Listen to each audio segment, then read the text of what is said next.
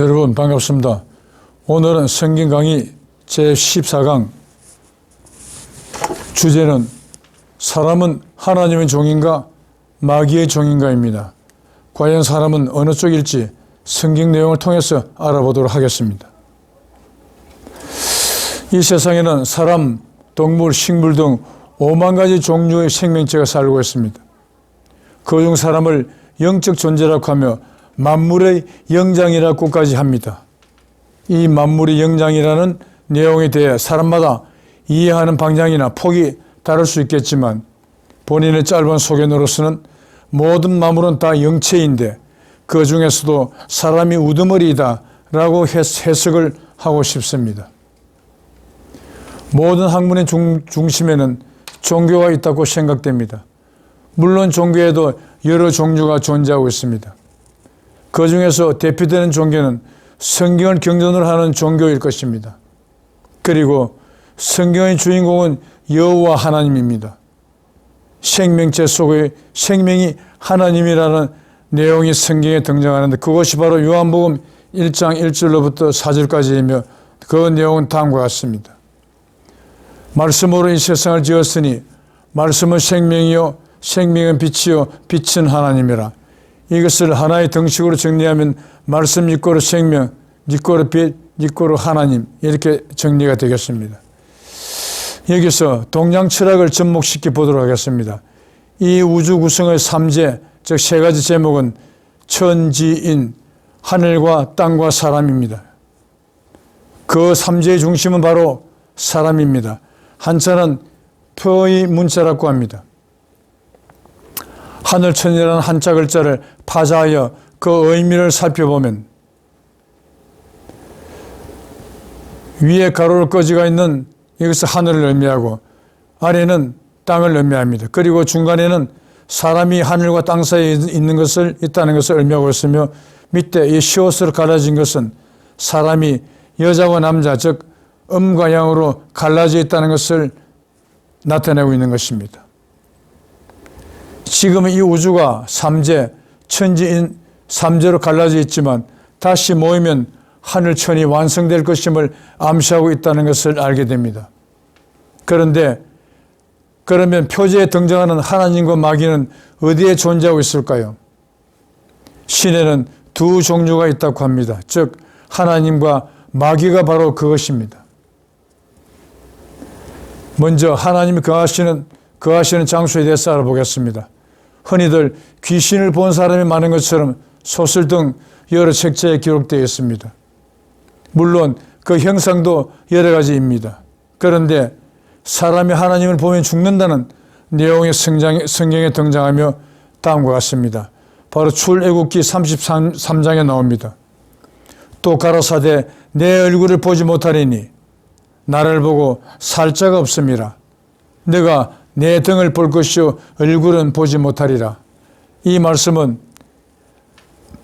이스라엘의 지도자 모세를 통해서 하나님께서 이스라엘 민족을 애굽에서 노예생을 하고 있는 상태에서 출애굽시키는 과정에서 하나님께서 모세를 시내산으로 부르십니다. 그 장소에서 하나님께서 모세에게 하신 말씀입니다. 이 말씀은 사람은 하나님 얼굴을 볼 수 없다는 의미가 되겠지만 그래도 하나님이 어딘가에 존재하신다는 것입니다. 그렇다면 어디에 계실까요? 흔히들 하나님은 저 높은 하늘 꼭대기에 계시는 것으로 생각하고 있다고 합니다. 그러나 정작 성경에는 다음에 인용되는 내용과 같은 다른 곳에 계신다고 언급되어 있습니다. 먼저 출애굽기 29장 45절에서 46절까지입니다. 내가 이스라엘 자손 중에 거하여 그들의 하나님 되리니 그들은 내가 그들의 하나님 여호와로서 그들 중에 거하렸고 그들을 애굽 땅에서 인도하여 낸 줄 알리라. 나는 그들의 하나님 여호와니라. 이렇게 하나님은 이스라엘 사람들 속에 거하시기 위해서 이스라엘 사람들을 애굽에서 고생하고 있는 상태에서 이끌어내었다는 것을 이렇게 출애굽기 29장에 기록이 되어 있습니다. 다음은 누가복음 17장 21절입니다.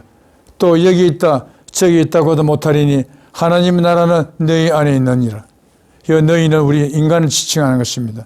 바로 사람 속에 하나님 나라, 하늘나라가 있다는 것은 하나님은 당연히 하늘나라에 계시게 되어 있습니다. 그러므로 이 역시 사람 속에 하나님이 계시다는 것을 의미하고 있는 것입니다.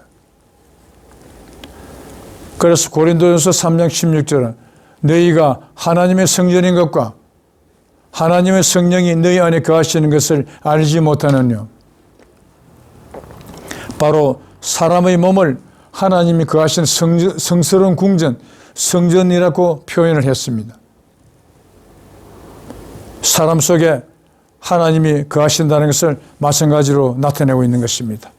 그래서 시편 82편 6절은 내가 말하기를 너희는 신들이며 다 지존자의 아들들이라 하였으니 이 내가는 하나님입니다.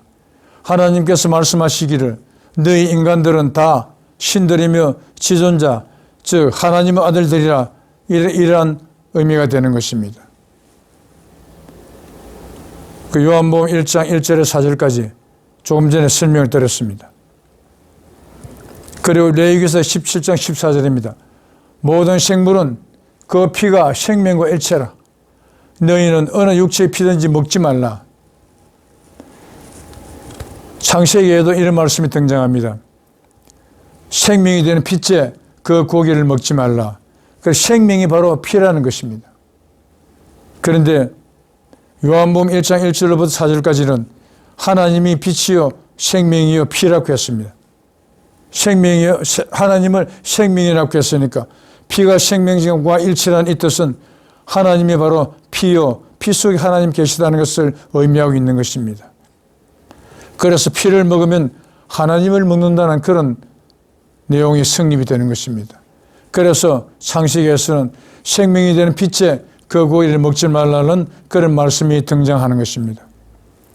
방금 인용된 내용 중 출애굽기 29장은 하나님은 이스라엘 자손 중에 거하시기 위해 애굽에서 이스라엘 자손들을 이끌어내셨다고 하였고 누가복음 17장은 하늘나라가 너희 안에 있느니라고 하여 사람 속에 하나님이 거하심을 알리고 있으며 고린도전서 역시 사람의 몸을 하나님이 거하시는 성전이라고 표현하였을 뿐만 아니라 시편 82편은 사람들을 지존자 바로 하나님의 아들들이라 칭하였습니다. 그런데 요한복음 1장은 사람의 생명을 하나님이라 하였고 그러한 하나님께서 사람의 피 속에 거하신다고 17장 레위기서 17장에 즉시하여 놓았으니 성경은 이와 같이 하나님은 사람의 몸속 피에 거하신다고 규정하고 있는 것입니다. 하나님이 거하시는 곳이 장소가 특정이 되었습니다. 그것은 사람의 몸속 피에 계신다는 것입니다. 그리고 이번에는 마귀가 있는 곳에 대해서 알아보겠습니다. 하나님이 거하시는 장소를 알아보았으니 마귀가 있는 곳도 찾아보아야 할 것입니다. 물론 마귀가 있는 장소도 성경 말씀 속에서 찾아볼 수 있을 것입니다. 다음 성경을 보도록 하겠습니다. 야고보서 1장 15절입니다. 욕심이 잉태한 즉 죄를 낳고 죄가 장성한 즉 사망을 낳느니라. 욕심이 죄가 되고 그 죄가 쌓여서 사망하게 된다는 것입니다.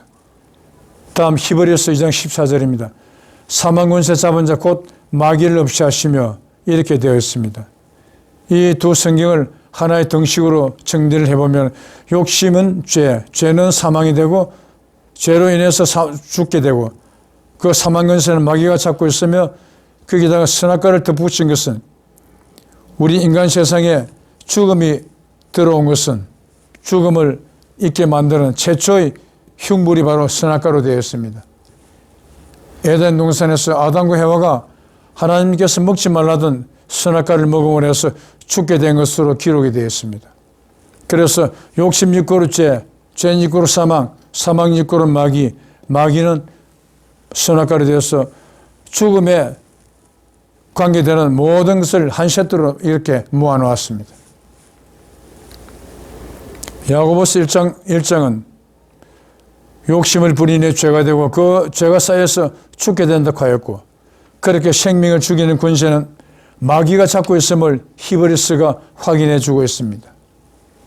상기 내용에서 하나님이 계시는 곳은 사람의 피 속이라는 것이 성경적으로 확인이 되었는데, 그러면 마귀는 어디에 있을지 이 역시 성경 기록을 통해 그 장소를 확증할 수 있으리라 여겨집니다. 상기 히브리서 2장에서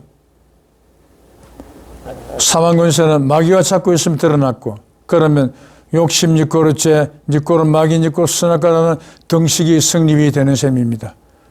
그리고 야고보서 1장 15절에 욕심 니꼬르 죄, 니꼬르 사망이라는 내용에서 욕심 때문에 생명이 죽게 된다는 것인데, 그러면 욕심이 욕심을 부리는 게 아니고 나라는 주체의식이 부리는 것이니, 나라는 주체의식이야말로 욕심, 즉 죄의 뿌리가 되는 것이며, 바로 원죄가 되고 원죄는 선악과가 되어 나라는 주체의식이 바로 선악과라는 결론에 도달되는 것입니다. 사람은 혈액형에 따라서 성격이 다르며, 동일한 혈액형이라면 역시 성격 역시 비슷하다고 의학적으로 이미 알려진 사실임을 비추어보면, 피작용이 마음작용이 되어 마귀 역시 사람의 피 속에 존재함을 깨닫게 됩니다. 이 사실은 전 역사, 즉 전도관을 이끄신 주인공이시던 박태선 장로님께서 죄는 피 속에 있다고 창세 이후 처음으로 죄가 존재하는 장소, 소재지를 밝히신 적이 있었습니다. 이로써 죄 역시 사람의 피 속에 있으며 하나님과 공존하고 있음이 성경적으로 확인되는 순간입니다. 그러면 오늘의 주제, 사람은 마귀의 종인가, 하나님은 종인가, 마귀의 종인가입니다. 사람의 피 속에 하나님의 영과 마귀의 영이 공존하고 있음을 알게 되었는데, 그러면 사람의 행동을 주관하는 것은 하나님의 영일까요? 아니면 마귀의 영일까? 라는 의문이 들게 될 것은 당연할 것입니다. 성경 로마서에 다음과 같은 내용의 말씀이 등장합니다. 로마서 6장 16절입니다. 너희 자신을 종으로 들여 누구에게 순종하든지 그 순종함을 받는 자의 종이 되는 줄을 너희가 알지 못하느냐. 혹은 죄의 종으로 사망에 이르고 혹은 순종의 종으로 의에 이르느니라. 그리고 로마서 6장 22절입니다. 그러나 이제는 너희가 죄에게서 해방되고 하나님께 종이 되어 거룩함에 이르는 열매를 얻었으니 이 마지막은 영생이라.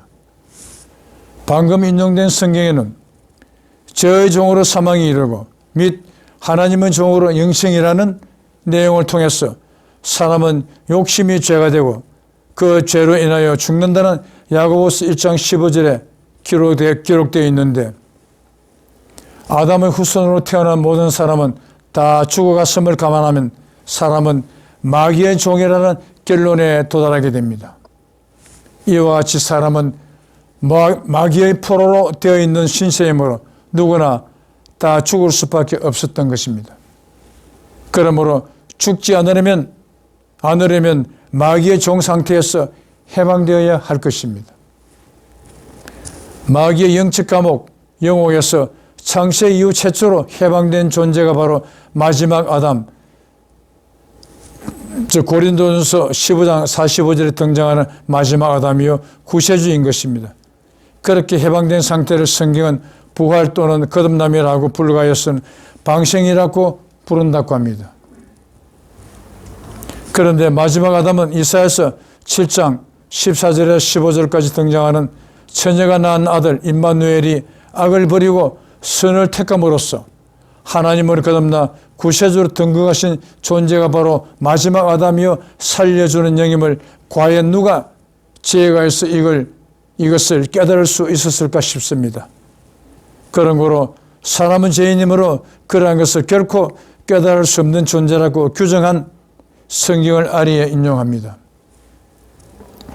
바로 호시아서 14장 9절입니다. 이 구절의 내용은 지나간 성경 강의에서도 여러 번 인용을 해드렸습니다. 누가 지혜가 있어 이런 일을 깨달으며 누가 총명이 있어 이런 일을 알겠느냐. 여호와의 도는 정직하니 의인이라야 그 도에 행하리라. 그러나 죄인은 그 도에 거쳐 넘어지리라. 여호와의 도라면 바로 성경에 적혀있는 내용들이 되는 것입니다. 그런데 여호와의 도가 적혀가 있는 성경은 죄인이 되는 사람들은 아무리 읽어도 결코 그 내용을 정확히 알 수가 없으므로 그 도에 거쳐 넘어진다는 것입니다. 어떤 사람은 성경 박사가 푼 성경은 바로 풀었고 일반 목사들이 푼 성경은 잘못 풀었고 이게 아닙니다. 그 아무리 머리가 좋은 사람이라 하더라도 성경은 죄인이 되는 인간들은 절대 그 참뜻을 알 수가 없다는 것입니다. 그래서 그 엉터리를 풀게 마련이며 엉터리를 푼 그 결과로 인해서 그것이 거쳐 넘어진다고 이렇게 경고를 해놓은 것입니다. 결론적으로 사람의 피 속에 하나님의 영과 마귀의 영이 공존하고 있으며 하나님의 영이 마귀의 영의 종으로 되어 있어 죽을 수밖에 없는 상태에 있으므로 성경 요한복음 3장 5절의 성령으로 거듭나야 하늘나라에 들어갈 수 있다는 것을 알았지만 자기 스스로 마귀의 영이 되는 욕심을 없앨 수는 없고 오직 구세주를 만나야만 구세주께서 해주셔야만 이루어질 수 있다는 결론에 도달하게 됩니다. 그러면 어떻게 해야 구세주를 만날 수 있을 것인가 라는 생각이 들 것입니다. 오늘의 강의는 제14강이며 지난 제1강에서 13강까지의 강의 및 금일의 강의를 포함한 앞으로 있을 강의 내용을 통해 구세주를 만날 수 있는 방안이 여러 곳에 확실하게 안내되고 있으니 참조해 보시길 권하여 드리면서 오늘의 강의를 마치게 됩니다. 그리고 다음의 주제, 제15강의 주제에 대해서 말씀드립니다. 그 주제는 젖과 꿀이 흐르는 땅, 그곳은 어디에 있을까입니다. 많은 성원 바라겠습니다. 끝까지 시청해 주시어 정말 감사합니다.